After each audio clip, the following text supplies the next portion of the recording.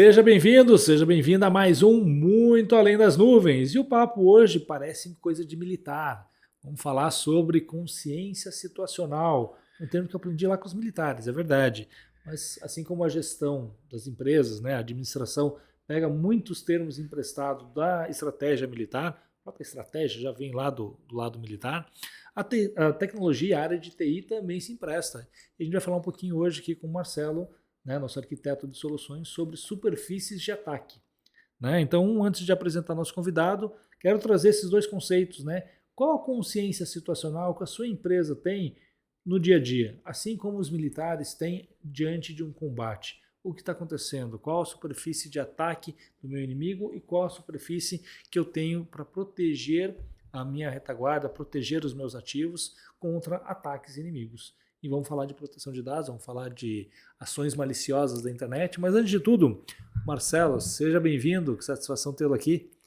Valeu, Conte, valeu, pessoal. É um prazer estar aqui, compartilhar um pouquinho com todo o pessoal que está assistindo a gente, trazer para eles essa visão de quais são as camadas de segurança que hoje uma empresa precisa ter para estar protegida, quais são as ações que precisam ter, como eles conseguem enxergar isso. E vai ser bem bacana poder agregar aí um pouco do meu conhecimento dentro da organização de cada empresa aí. Muito bom, muito bom. Começando, né, com esse primeiro conceito da consciência situacional, é aquela história que até os nossos bandidinhos do Rio de Janeiro já aprenderam a fazer. Tem o aviãozinho lá na entrada da rua, ele toca o apito, solta o foguetinho, tá chegando polícia. Ou seja, o chefe do morro tá lá dentro do comando dele, lá ele sabe que tá chegando alguém. Por quê? Soltou fogos. Né? Sobe o drone e você tem a visão de cima. Cara, se até o traficante do morro tem esse conceito militar, de estratégia, de consciência situacional, por que as empresas não podem ter isso ou não devem ter isso na proteção do seu ambiente digital? Exatamente, Conte. Eu gosto muito de trazer uma analogia que a empresa hoje ela precisa funcionar como se fosse um aeroporto. Então eu tenho desde a camada de borda ali, que é um firewall, onde é a parte eletrônica, onde ele vai te revistar, vai permitir o que vai entrar, vai permitir o que vai sair, desde o segurança que vai ver tua mala. Então passei uma camada, eu tenho mais uma camada de segurança. Quais são essas camadas de segurança? Então no mesmo modelo que as grandes facções criminosas digitais, que hoje, se a gente olhar para esse cenário, está muito maior o crime digital, se você for olhar, os impactos que os crimes digitais vêm causando, está se igualando aí a crimes hediondos aí que a gente vê no dia a dia. Então, a gente tem que trazer essa camada de segurança para dentro da organização também. Para você, empresário, gestor, que está nos acompanhando, deixa um recado. Não se trata mais sobre quem é você. A gente escuta, né, Marcelo? Muito cliente fala assim: ah, mas eu sou pequeno, eu não sou um alvo, eu não sou interessante. Cidadão, deixa o ego de lado, não é mais sobre você. Antigamente o empresário ele não gostava de aparecer com medo de um sequestro. Hoje o sequestro não é do indivíduo, é dos dados. E conhecendo ou não conhecendo você, existe uma série de robozinhos, eu nem estou falando de inteligência artificial, procurando uma porta frágil, uma porta de entrada para invadir o seu ambiente. E esse crime organizado está tão organizado que hoje você tem facções que são especializadas em invadir, outras especializadas em fazer o trade, né, em negociar essa carteira de empresas já invadidas para um outro grupo, uma outra facção que são especializadas em sequestrar. É o cara que aperta o botão, vira a chave, criptografa tudo e pede uma criptomoeda como sequestro. E muitas vezes você descobre isso 6 meses depois, porque enquanto você estava infectado, foi invadido, nada aconteceu, você não foi incomodado com isso. Agora, quando vai lá e vira a chave, ah, mas eu tenho backup, restaura o backup de 6 meses atrás, está tudo infectado. A hora que você sincroniza, coloca na internet, ele fecha as portas. Isso gera um transtorno enorme. Então, Marcelo, para a gente começar o nosso papo aqui, fala um pouquinho, como você falou, essa analogia do aeroporto, como que a gente pode separar essa superfície de ataque em camadas, desde o endpoint até a proteção de nuvem num data center. Legal, Conte. Acho que até um ponto importante de trazer aqui e se acontecer comigo? É quando vai acontecer comigo? Exato. Quando acontecer com você, você vai estar preparado? Quais as ações que você está tomando? Qual a prevenção você está tomando, certo? Então, hoje, né, até trazendo a camisa nossa, né, hoje a Opus ela consegue te Bonita entregar, camisa, Fernandinho. ó, a gente consegue entregar toda essa camada de segurança, né? Não somente no modelo de implementar as soluções, mas sim sustentar, monitorar e te despreocupar com essa operação, né? Poder reportar, eu vejo uma grande dificuldade hoje de diretores e gestores de TI em reportar para C-levels qual é a importância de trazer isso para uma nuvem, qual a importância de ter uma segurança de borda bem aplicada.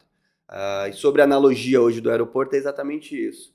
A gente tem que olhar para o cenário da empresa onde eu tenho que ter desde uma proteção de borda, que a gente, né, hoje, olhando para o técnico, a gente chama de firewall, que é aquele equipamento que a gente vai criar as regras, as rotas do que entra, do que sai, para onde que vai, até para a parte de quem vai monitorar esses dados e até, no meu ponto de vista, a parte mais vulnerável que hoje é os colaboradores, né? Hoje eu vejo uma grande deficiência em algumas organizações em não destacar mais num sistema de onboard quais são os principais cuidados que esse colaborador precisa ter. Então eu consigo, hoje a Ops consegue entregar essa parte de consultoria educacional em cibersegurança.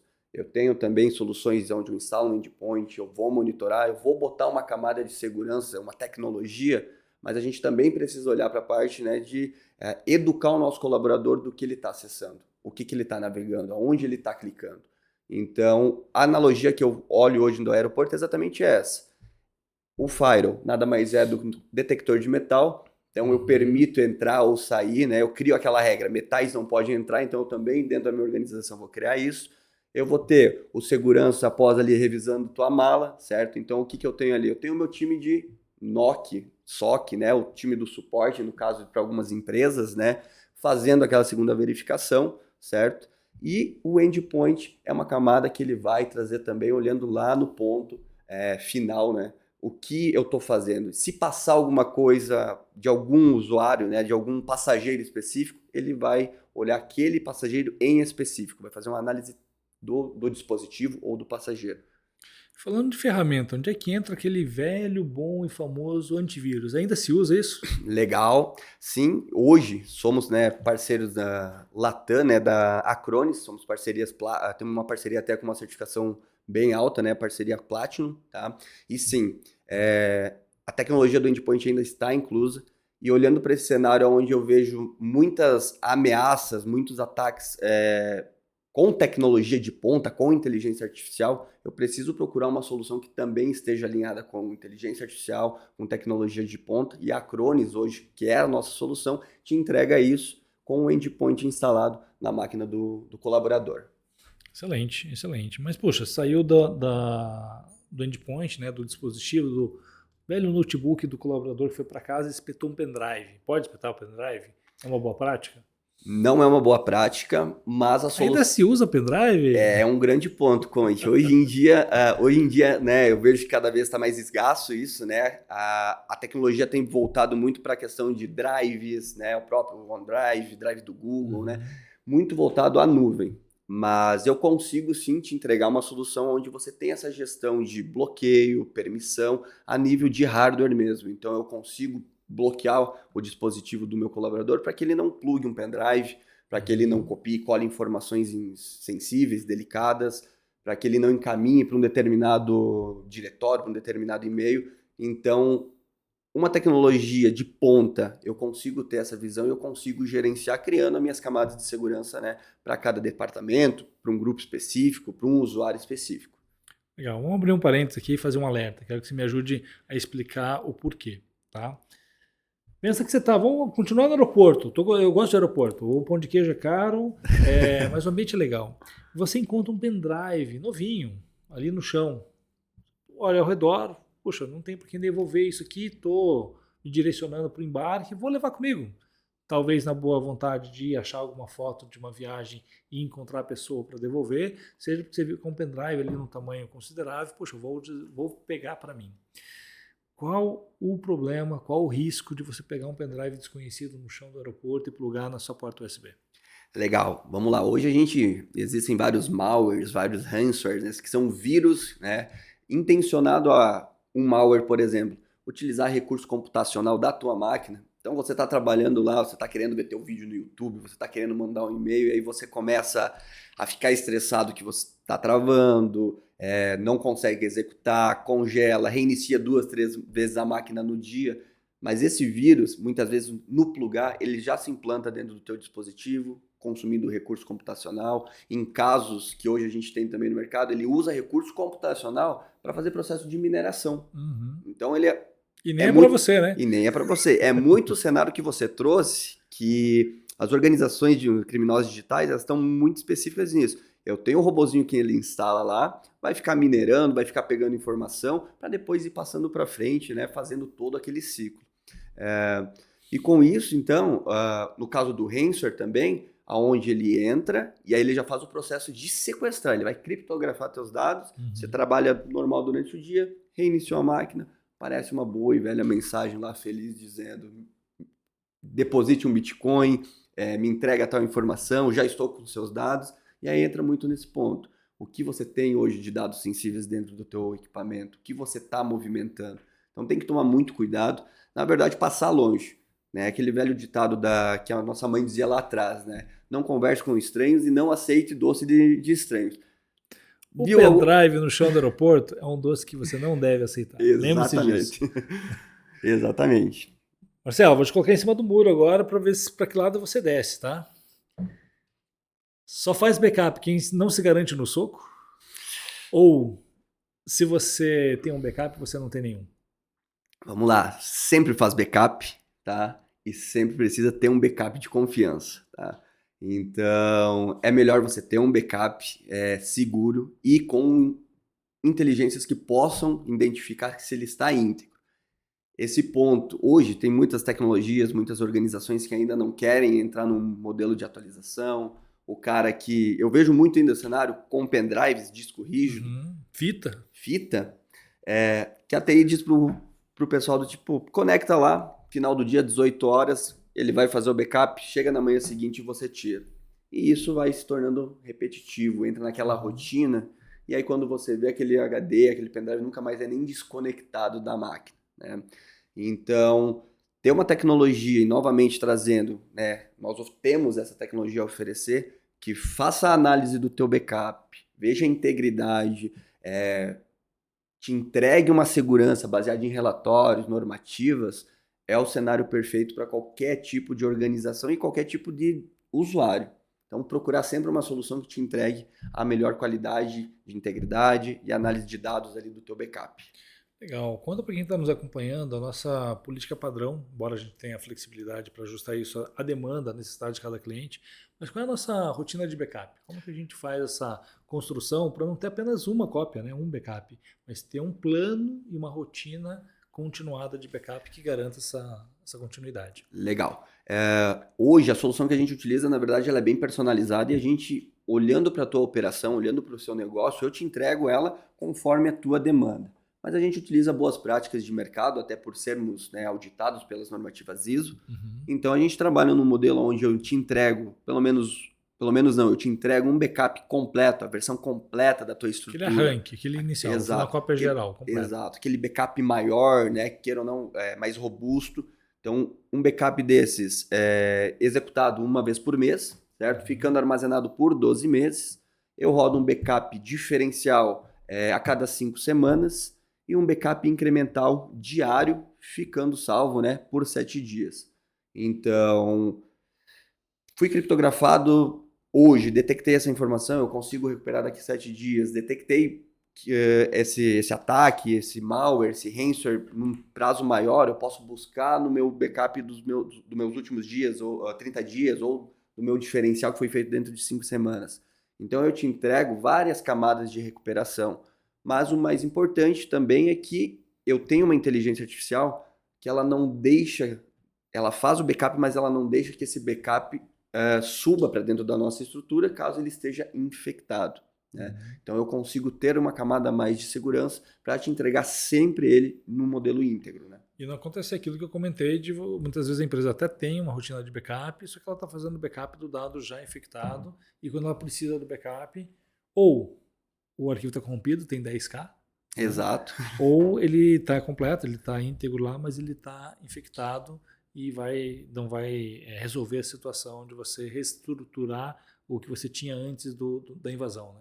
Exatamente. E queira ou não, a gente sabe que é uma rotina, é um processo que hoje tem dentro das empresas que acaba ficando no modelo de rotina mesmo e a TI começa a deixar meio que de lado. Não segue Uhum. mais uma boa prática do tipo, cada 15 dias eu vou subir esse backup, eu vou analisar, vou validar a integridade, né?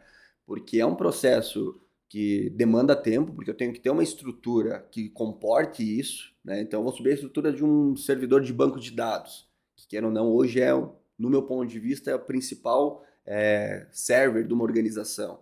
Dados de RP, dados de setor de RH, um próprio file server onde tem documentações gerais da minha empresa. Então, é um processo custoso, é um processo que me demanda tempo e que a TI às vezes vai deixando. Fiz de 15 em 15 dias, daqui a pouco eu faço de 30 dias, daqui a pouco eu faço de 6 meses, E vai ficando, e daqui a esqueci, pouco o viajei, meu. teve Exato, e daqui a feriado. pouco o meu HD que está fazendo backup ficou conectado lá para o resto da vida. Aí entrou o fulano que estava passando ali, roubou o computador e roubou o Então, backup, Marcelo, o HD que estava conectado em cima do computador e se vai tudo junto. esse é um ponto, né? Primeiro, a gente assim, tem que separar o que que é uma simples cópia de dados de um plano de backup, Perfeito. né? Então, claro, ter uma cópia é sempre bom, nunca é demais. Agora, você ter uma cópia e depender dessa cópia que está no HD em cima da mesa, dentro da gaveta, ou mesmo um servidor do lado, né? Se você tem um vazamento, desmorou no teto, cai um vazamento da caixa d'água, foi o seu servidor de arquivo, seu servidor de produção e o de backup. Se alguém entra na sala para roubar o computador, leva o HD junto. Marcelo, vamos falar um pouquinho sobre a diferença entre ter cópias de dados e ter uma rotina de backup. Então, antes de tudo, assim, claro que ter cópias adicionais é sempre muito bom, muito bem-vindo. Mas ter uma política, como você explicou, automatizada, com cobertura diferencial, incremental, muito mais profissional. Agora, não adianta você ter uma cópia a mais dentro de um HD, em cima da mesa, dentro da gaveta. Né? Você ter o servidor de produção, seu file server, ao lado do servidor de backup. E se a caixa d'água fura e molha e queima os dois equipamentos? E se entra um noia na sua sala, leva o seu computador e o HD que estava na gaveta? E se você tem uma pane elétrica que queima vários dispositivos porque estão no mesmo ambiente, na mesma rede elétrica? Como que as empresas podem colocar uma camada a mais de proteção nessa cópia de dados, mas trabalhando em ambientes diferentes? Legal, Conte. Acho que o principal ponto também aqui é exatamente isso. A cópia ela te traz muitas vezes a flexibilidade de uma recuperação por estar próximo de você, tá? Mas eu preciso sim entender que se meus dados são sensíveis, eles precisam também estar em locais distintos. Uhum. Então, uma solução que te entrega um backup em nuvem, com nuvem, numa nuvem privada, numa nuvem pública, tudo mais, mas com geolocalização diferente, porque é o ponto que você trouxe. Não adianta eu ter minha produção e meu backup no mesmo local, sendo que se acontecer algum tipo de desastre ali, vai produção e vai backup. Então, olhar para um modelo de backup que a gente conversou, né, te entregando retenção, e olhar para a parte de redundância também, aonde esse backup vai ser feito, aonde uma cópia do meu backup vai ser replicado, né, é muito importante. Porque num cenário desastroso, de desastre mesmo, né, caiu o avião num data center, caiu a caixa d'água no meu servidor, eu tenho essa replicação para que eu consiga recuperar de forma prática e rápida e a minha produção, né, a minha operação não ter um impacto, né, mais agressivo. E aí você falou de um ponto interessante, né, que uma outra solução, digamos que a última proteção, a última camada, além das linhas inimigas, né, que é o disaster recovery. Ou seja, aquele C se tornou quando? Aconteceu. E agora? O backup não deu conta ou não é o suficiente? Qual a diferença de um backup e de um plano de disaster recovery? Legal.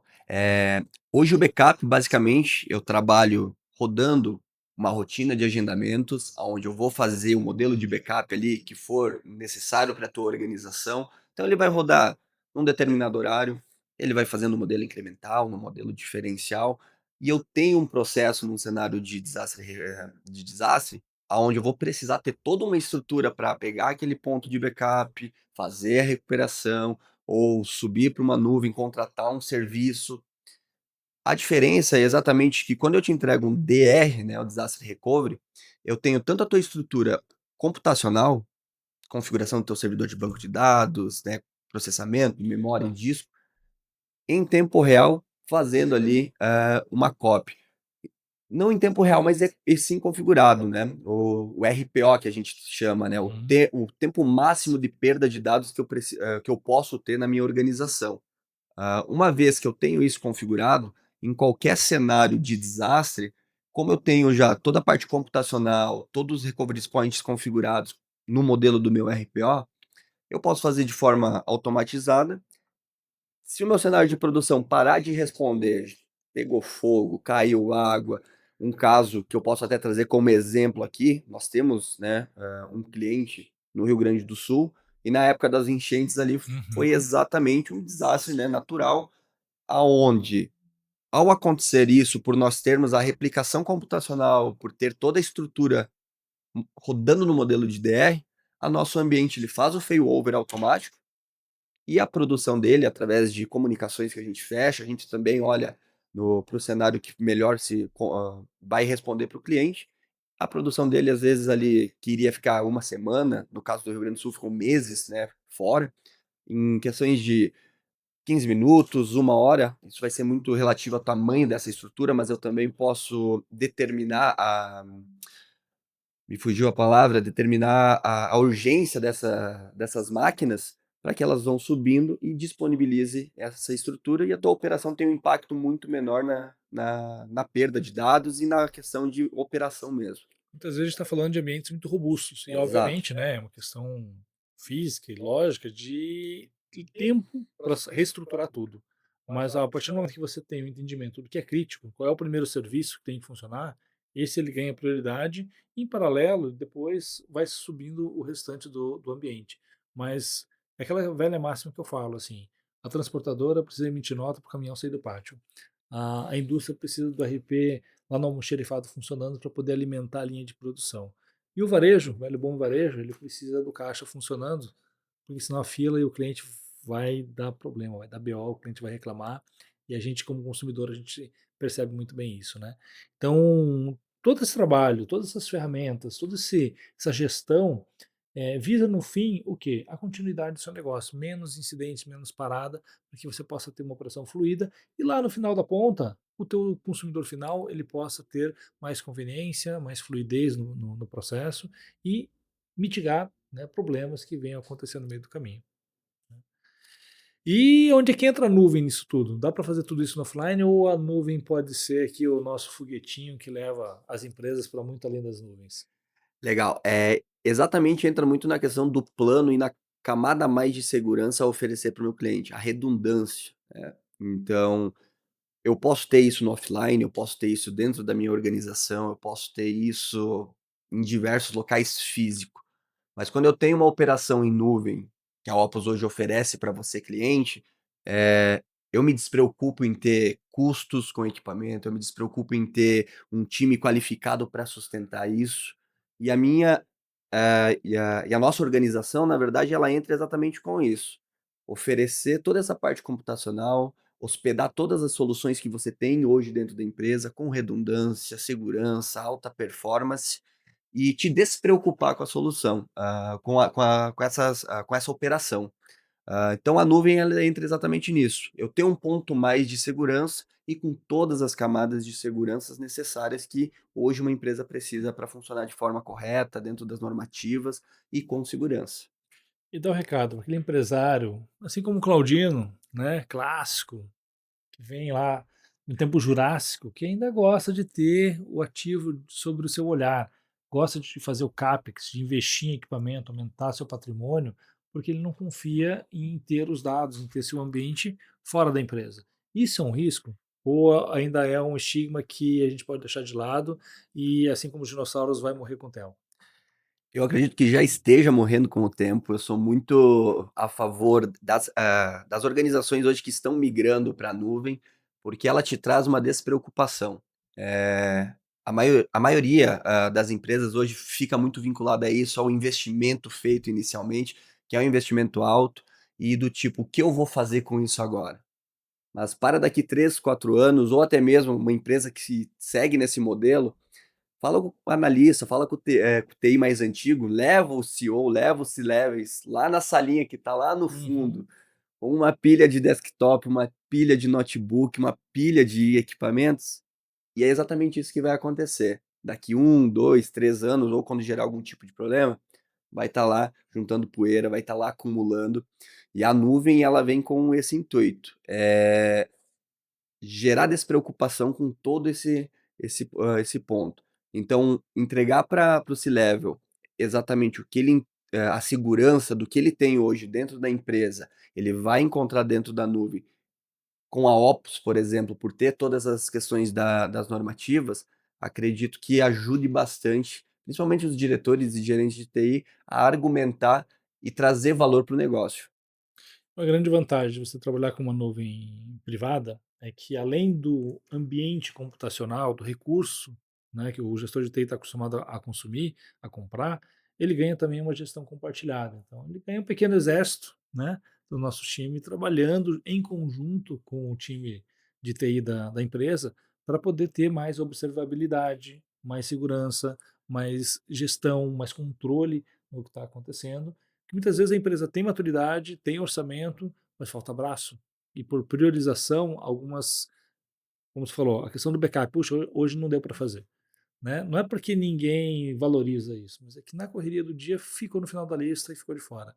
Né? Então, quando você coloca ferramentas, coloca tecnologia, você coloca pessoas para trabalhar com inteligência, o negócio sai ganhando. Né? E aí você tem não só um aumento de performance, mas uma garantia de que as coisas vão continuar funcionando no dia seguinte. É isso, Marcelo? Exatamente. E esse é o nosso principal papel, acho que quando a gente entra dentro de uma operação de um cliente.